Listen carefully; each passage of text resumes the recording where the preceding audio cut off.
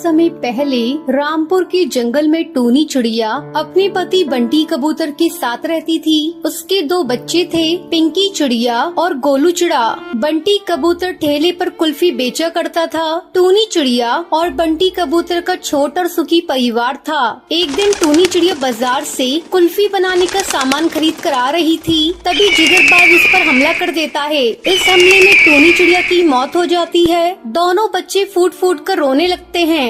पापा, ये सब कैसे हो गया? माँ को किसने मार दिया? बंटी कबूतर दोनों बच्चों को चुप कराने लगता है। किसी तरह दोनों बच्चे शांत होते हैं। इस तरह कुछ दिन बीत जाते हैं। अब घर का सारा बोझ बंटी कबूतर के कंधों पर आ गया था। एक दिन बंटी कबूतर की मौसी उससे मिलने के लिए उसके घर आती है। बंटी बेटा, मुझसे तुम लोगों की हालत देखी नहीं जाती। तू मेरी एक बात मान, बच्चों के खातिर तो दूसरी शादी कर ले। कब तक तो घर में पड़ा पड़ा बच्चों के लिए अपना काम धंधा बंद करके उन्हें देखता रहेगा। बंटी कबूतर को अपनी मौसी की बात सही लगती है। कुछ दिनों बाद वो टुनटुनी चिड़िया से शादी कर लेता है। टुनटुनी चिड़िया बच्चों का अच्छी तरह से ध्यान रखने लगती है। इस तरह 1 महीना गुजर जाता है। एक दिन टुनटुनी चिड़िया एक अंडा देती है। अंडा देने के बाद से टुनटुनी चिड़िया का बर्ताव बच्चों के प्रति बदल जाता है। एक दिन पिंकी चिड़िया और उसका भाई आपस में खेल रहे थे, तभी टुनटुनी उन्हें अपने पास बुलाती है। ए पिंकी, इधर सुन। आज से तेरा खेलना कूदना सब बंद। अब से तू अपने भाई के साथ मिलकर घर का सारा काम करेगी। डर के मारे दोनों बच्चे काम करने लगते हैं। काम करते करते उन्हें रात हो जाती है। तभी टूनी चिड़िया की आत्मा वहाँ आती है। उसे देखकर पिंकी चिड़िया डर जाती है। पिंकी बेटा, मैं तुम्हारी माँ हूँ। तुम मुझे देखकर डरो मत। तुम लोग सुबह से ही काम कर रही हो। अब जाओ थोड़ा आराम कर लो, तब तक मैं तुम्हारा सारा काम कर देती हूँ। तुम्हारी सौतेली माँ टुनटुनी चिड़िया को इस बारे में कुछ भी पता नहीं चलेगा।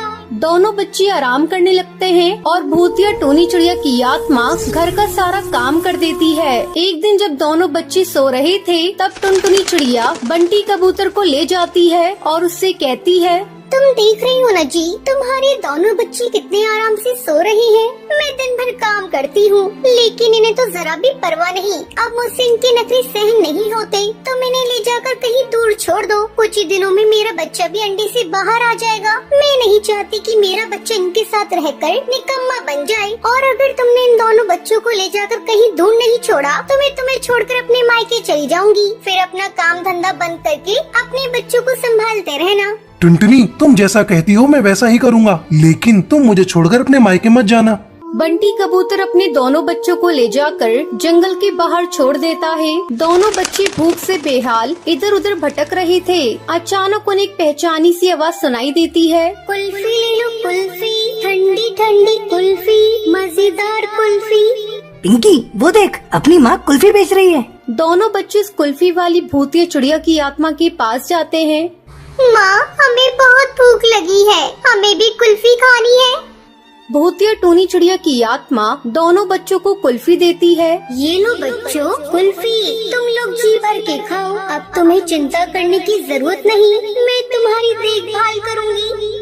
भूतिया टूनी चिड़िया की आत्मा दोनों बच्चों के लिए घोंसला बनाती है। बच्चों, आज से तुम दोनों इसी घोंसले में मेरे साथ रहोगे। मैं तुम दोनों को बहुत प्यार दूंगी। उस दिन के बाद से भूतिया टूनी चिड़िया की आत्मा कुल्फी बेचकर उन दोनों बच्चों की देखभाल करने लगती है। इस तरह दोनों बच्चे खुशी खुशी इस भूतिया टूनी चिड़िया माँ के साथ अपनी जिंदगी बिताने लगते हैं। बंटी का ट्रांसफर सुंदरवन जंगल में हो गया था। वो अपनी पत्नी और बच्चों के साथ अपने नए घोंसले में शिफ्ट हो रहा था। ये जगह कितनी सुंदर है ना माँ, दूर तक पहाड़ और जंगल। ऐसा लगता है कि हम किसी टूरिस्ट प्लेस पर आ गए हैं। कहीं अकेले घूमने मत चली जाइयो, समझी? भूत पकड़ के ले जाएंगे। तुझे पता है ना ये घर कितना पुराना है। तुम दोनों ने फिर से लड़ना शुरू कर दिया। कल तुम लोग अपने नए स्कूल में जाओगे, उसकी तैयारी करो। टुनटुनी को ज्यादा घर का काम करने की आदत नहीं थी। काश मुझे यहाँ कोई काम वाली मिल जाती, मैं अकेले काम करते करते पागल हो जाऊंगी।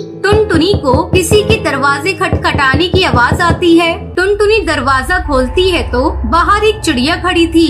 उसका चेहरा बहुत ही भयानक था। मेरा नाम टूनी है। क्या आपको इधर किसी काम वाली की जरूरत है? कमाल है, मैं काम वाली के बारे में सोच रही थी। तुम्हें किसने बताया कि मुझे काम वाली की जरूरत है? किसी ने मुझे नहीं बताया।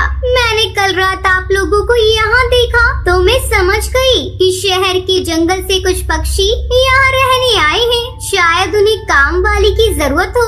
हाँ, मुझे जरूरत है और तुम आज से ही मेरे साथ काम करना शुरू करोगी। ठीक है मैम साहब, मैं किचन में काम करके आ जाती हूँ। सुनो टोनी, तुम्हें कैसे पता कि किचन दाई तरफ है? कुछ साल पहले यहाँ एक साहब रह कर गए थे, तो मैंने यहाँ काम किया था, इसलिए मुझे इस घर का कोना कोना पता है। ये तो अच्छी बात है। घर साफ करने में मेरी मदद कर देना। तुम जरा ये बर्तन धो दो, मैं अभी आती हूँ। टुनटुनी बस 1 मिनट बाद किचन में लौटी तो उसकी आंखें फटी की फटी रह गई। टूनी ने सारे बर्तन धो के रख दिए थे। रात में पिंकी अपने कमरे में बेड पर बैठकर होमवर्क कर रही थी, तभी खून से सना एक चाकू कहीं से जमीन पर गिरा। पिंकी बेड से उतरकर बेड के नीचे देखती है, बेड के नीचे टूनी चिड़िया की लाश पड़ी हुई थी। पिंकी की चीख सुनकर बंटी और टुनटुनी पिंकी के कमरे की तरफ दौड़े। क्या हुआ पिंकी चिड़िया? मेरे बेड के नीचे किसी की लाश पड़ी हुई है। बंटी और टुनटुनी बेड के नीचे देखते हैं। यहाँ तो कुछ भी नहीं है पिंकी, लगता है नई जगह होने की वजह से तुम डर गई हो। चलो हमारे साथ सो जाओ। एक दिन गोलू स्कूल से लौटा तो घर पर टूनी के अलावा कोई नहीं था। आंटी जी, मुझे बहुत भूख लग रही है, मेरे लिए एक ऑमलेट बना दो ना प्लीज। ठीक है, तुम अपने कमरे में जाओ, मैं लेकर आती हूँ। गोलू देखता है कि बिना सर की टूनी चिड़िया अपना भयानक खून से सना सर प्लेट में रखकर कमरे की तरफ आ रही है। कुछ देर बाद टुनटुनी बाजार से घर लौटी। गोलू बेटा कहाँ हो? जल्दी बाहर आओ, चलो शॉपिंग करने चलते हैं। जब गोलू टुनटुनी को कोई जवाब नहीं देता, वो उसके कमरे में जाती है तो देखती है गोलू जमीन पर पड़ा है और उसके सर से खून निकल रहा है। वो तुरंत हवाई मोटर से गोलू को अस्पताल लेकर जाती है। डॉक्टर गोलू का ट्रीटमेंट करते हैं। ये सब क्या हो रहा है? उधर बंटी ड्यूटी से घर वापस लौटा तो भूतिया टूनी चिड़िया की आत्मा अपने असली रूप में घर पर थी। अरे टूनी, तुम्हारी मालकिन और बच्चे कहाँ हैं? साहब जी, मालकिन तो गोलू को लेकर अस्पताल गई है। इस घर में आपकी और मेरे अलावा कोई और नहीं है। अब आपको मुझसे कौन बचाएगा साहब जी? आज का शिकार आप है मेरे। मैं आपको नहीं छोड़ूंगी, मार दूंगी।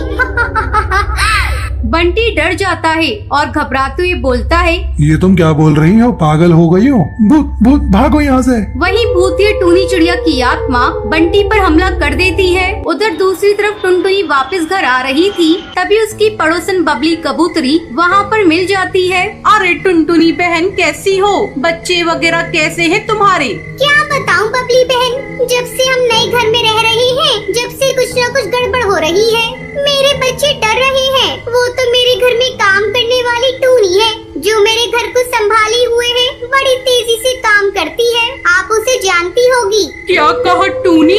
लेकिन टूनी तो 20 साल पहले मर चुकी है। 20 साल पहले एक साहब इस घर में रहते थे। उनकी अपनी बीवी से आए दिन लड़ाई होती थी। टूनी उन साहब के यहाँ काम करती थी। टूनी को साहब से प्रेम हो गया। शायद वो साहब भी टूनी से प्रेम करता था। जब ये बात साहब की बीवी को पता लगी तो बीवी ने एक दिन टूनी की हत्या कर दी। टूनी गरीब थी, इसलिए उसकी तरफ से किसी ने आवाज नहीं उठाई। उसकी आत्मा आज भी इस घर में भटकती है जिसमें तुम रह रही हो। टुनटुनी तेजी से अपनी घर की तरफ जाती है, तभी बंटी घायल होकर लड़खड़ाता हुआ वहाँ पर आता है। टुनटुनी और बंटी अपने बच्चों को लेकर उस घर से दूर चले जाते हैं। जाने से पहले वो दरवाजे पे एक पोस्टर लगा जाते हैं। पोस्टर पर लिखा है, इस घर में भूतिया टूनी चिड़िया की आत्मा रहती है, कृपया इस घर में प्रवेश ना करें। एक जंगल में रानी चिड़िया अपने पति बंटी कबूतर के साथ रहती थी। एक दिन वो उससे बोलती है, बंटी कबूतर, तुम्हें पता है आज क्या खास दिन है?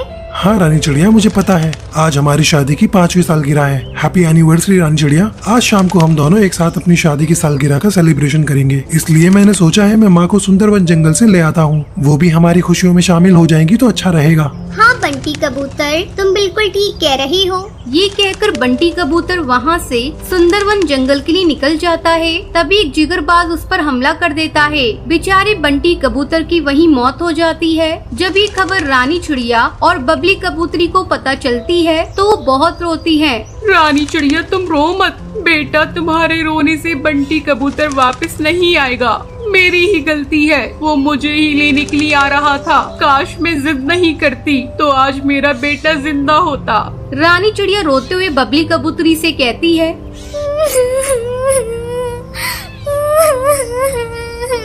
नहीं माँ माँ जी, आप अपने आप को कसूरवार मत समझिए। बंटी कबूतर की बस इतनी ही जिंदगी थी, हम क्या कर सकते हैं। आप अपने आप को दोष मत दीजिए। तभी बबली कबूतरी रानी चिड़िया से कहती है, बेटा, बंटी कबूतर की तो जिंदगी इतनी थी, लेकिन तुम्हारी तो पूरी उम्र पड़ी है। तू कैसे अकेले गुजारेगी बेटा? मेरी मान, तू दूसरी शादी कर ले। ये सुनकर रानी चिड़िया गुस्से से बबली कबूतरी से कहती है, माँ जी, आप ही कैसी बातें कर रही हैं? अभी बंटी कबूतर को मरे हुए कुछ ही दिन हुए हैं और आप मुझसे दूसरी शादी करने के लिए कह रही हैं? नहीं माँ जी, नहीं, मैं सिर्फ बंटी कबूतर से ही प्यार करती थी। आगे से आप मुझसे कभी भी इस बारे में बात मत कीजिएगा। ये कहकर रानी चिड़िया वहाँ से चली जाती है। ऐसे ही काफी साल गुजर जाते हैं। रानी चिड़िया बहुत उदास रहने लगती है। एक दिन बबली कबूतरी की पड़ोसन हरी तोती वहाँ आती है। बबली कबूतरी, आप रानी चिड़िया की दूसरी शादी क्यों नहीं कर देती? कब तक वो अकेली जिंदगी गुजारेगी?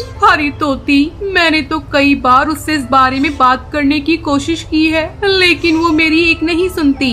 बेचारी बबली कबूतरी रानी चिड़िया की फिक्र में बीमार पड़ जाती है। हरी काकी रानी चिड़िया से कहती है, रानी चिड़िया, बबली कबूतरी की तबीयत ठीक करना तुम्हारे हाथ में है। तुम जानती हो उन्हें क्या चाहिए। बस मैं अपनी सहेली बबली कबूतरी को खोना नहीं चाहती। ये सुनकर रानी चिड़िया बबली कबूतरी से कहती है, माँ जी, मैं दूसरी शादी करने के लिए तैयार हूँ। ये सुनकर बबली कबूतरी बहुत खुश हो जाती है और रानी चिड़िया के लिए रिश्ता ढूंढना शुरू करती है। उसे टुन्नू चिड़ा का रिश्ता मिलता है। वो बहुत ही ज्यादा समझदार और सुलझा हुआ नेक दिल का चिड़ा था। बबली कबूतरी रानी चिड़िया की शादी टुन्नू चिड़ा से तय कर देती है। कुछ ही दिनों में उन दोनों की शादी हो जाती है। विदाई के समय, बेटा, मेरी बहू रानी चिड़िया का ख्याल रखना, इसे कभी भी किसी चीज की कमी ना हो। माँ जी, आप परेशान मत होइए। मैं आपके बेटे जैसा हूँ ना। मैं जानता हूँ मैं बंटी कबूतर की जगह नहीं ले सकता, लेकिन आपको उसके जैसा प्यार जरूर कर सकता हूँ। रानी चिड़िया ये सुनकर बहुत खुश होती है।